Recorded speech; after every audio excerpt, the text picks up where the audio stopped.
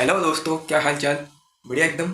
तो शुरू करते हैं हम आज का हमारा नया टॉपिक, जिसका नाम है centre of mass of continuous bodies. ठीक है, centre of mass of continuous continuous bodies.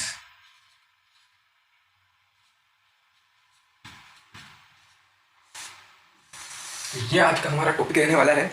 आइए देखते हैं इसका फर्स्ट पॉइंट। और फर्स्ट पॉइंट में हम इसको देखेंगे कि centre of mass continuous bodies का निकालने के लिए आखिर फॉर्मूला जो है वो क्या होता है। ठीक है, तो ये होगा हमारे पास फर्स्ट पॉइंट।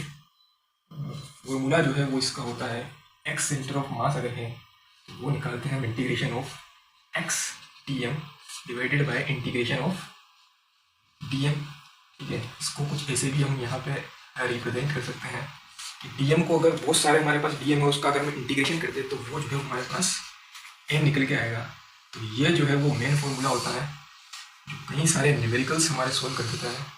ठीक है, इसके बाद मैं आपको यहाँ पे बताऊंगा कि क्या होती है linear mass density, areal mass density और वॉल्यूम मास डेंसिटी।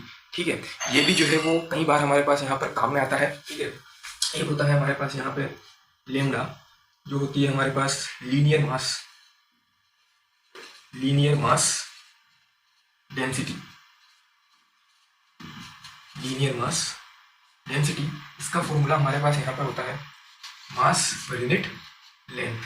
ठीक है, जैसे डेंसिटी होती है हमारे पास जो है मास पर यूनिट वॉल्यूम, इसको कि हम वॉल्यूम मास डेंसिटी कहते हैं। ठीक इसी तरीके से लीनियर मास डेंसिटी भी हमारे पास यहाँ पे होती है। ठीक है, आगे देखते हैं एरियल मास डेंसिटी जो है वो क्या होती है।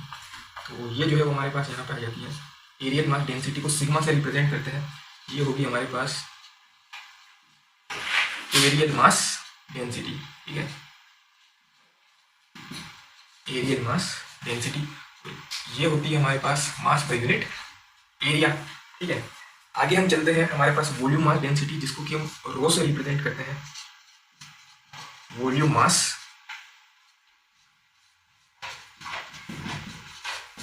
डेंसिटी ये होती है हमारे पास मास per unit volume.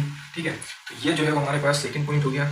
Third point हम देखते हैं कि अब हम जो आगे के पॉइंट्स में देखेंगे उनमें हम देखेंगे कि जो कंटिन्यूस बॉडी होती है, जैसे कि मान लीजिए हमारे पास सेमी सर्कुलर रिंग हुई, सेमी सर्कुलर डिस्क हमारे पास हो गई। ठीक है, ट्रायंगुलर लेमिना जो है हमारे पास हो गया। ठीक है, हमारे पास जो है वो एक हेमिस्फीयर हो गया, हेमिस्फीयर में भी सॉलिड हेमिस्फीयर हो गया, होलो हेमिस्फीयर हो गया। ठीक है, उसके बाद जो है वो हमारे पास बात आ जाती है कि सॉलिड कोन का सेंटर ऑफ मास क्या होता है। तो इन पे जो है वो हम यहाँ पे अब डिस्कस करने वाले हैं। ठीक है, मान लीजिए ये जो है मैंने बनाया एक सेमी सर्कुलर रिंग, जिसका रेडियस जो है वो है आर।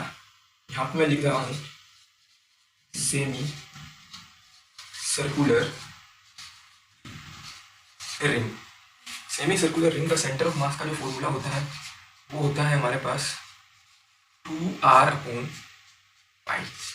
ठीक है, अब ये फॉर्मूले जो है वो कैसे आते हैं इन पे फिलहाल हम डिस्कस नहीं करेंगे। इनमें क्या होता है डीएम मास अभी फिर फिलहाल डिस्कस करने से कोई मतलब नहीं है, क्लास अननेसेसरी लंबी जो है वो हमारे पास हो जाएगी। अभी सिर्फ हम यहाँ पे फॉर्मूले पे बात करेंगे। ठीक है, तो थर्ड पॉइंट हो गया।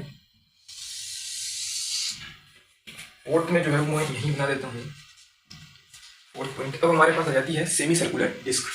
ठीक है, तो ये जो है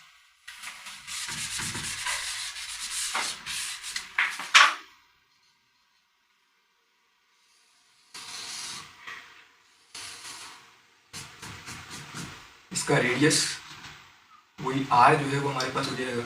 और ये होगी हमारे पास सेमी सर्कुलर डिस्क। ठीक है, इसका सेंटर ऑफ मास का फॉर्मूला हमारे पास यहाँ पे हो जाएगा 4r/3π।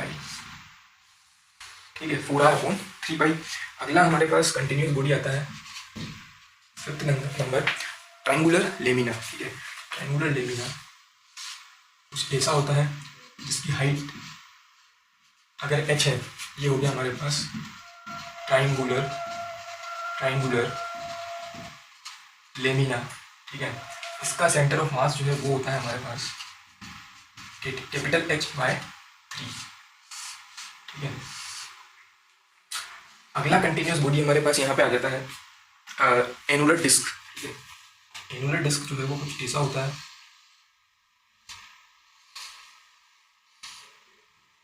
जिसका internal radius r, external radius अगर r2 है, इसका सेंटर ऑफ मास जो है वो होगा हमारे पास 4/3 पाई।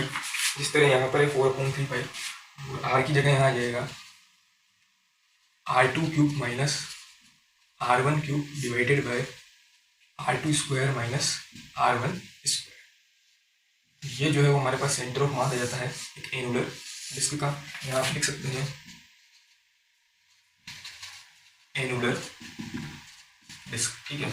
अगला हमारे पास यहाँ पर आ जाता है एक होलो हेमिस्फीयर, ठीक है।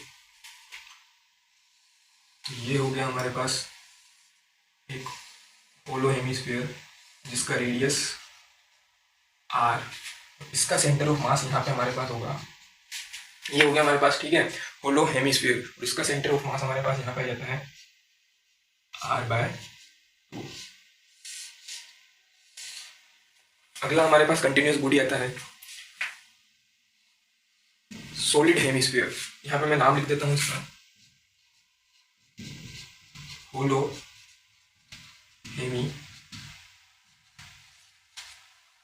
ठीक है। अगला हमारे पास आ जाता है सॉलिड हेमिस्फीयर।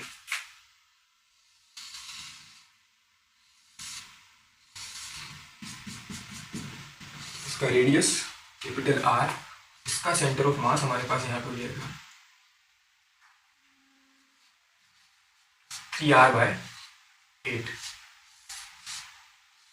ठीक है। और अगला कंटिन्यूस बॉडी अब जो है वो हमारे पास आता है एक सॉलिड कोन, ठीक है। 9th नंबर पॉइंट,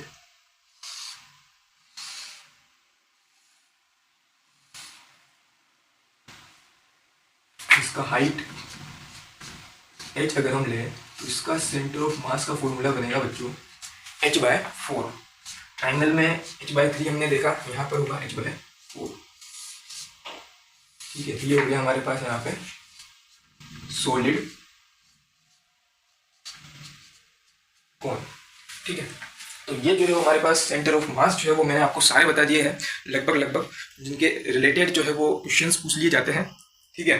तो आज के लिए इतना ही, कल हम फिर मिलेंगे एक नए टॉपिक के साथ। Okay, have a nice day.